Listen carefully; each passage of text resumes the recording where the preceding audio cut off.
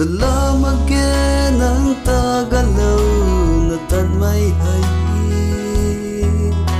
nang kauroy ay tapat sinitaswang ang mga gong dati nang lungkay kam lalaw dadro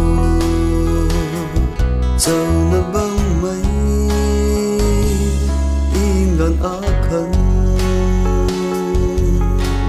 nang ta dian dat kan ai gong thi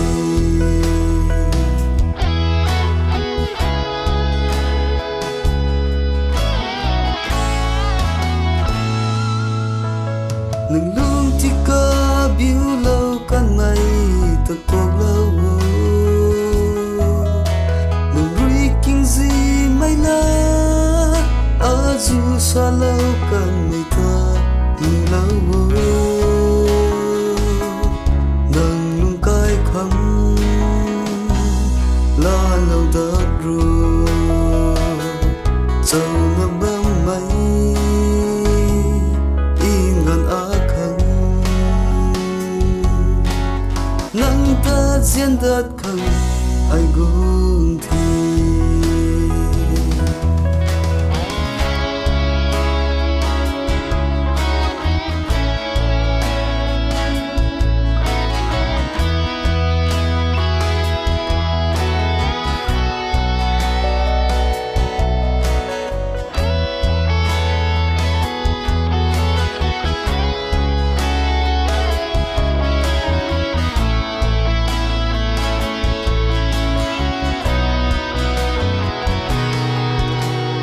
kan sông gai vẫn mây quy ta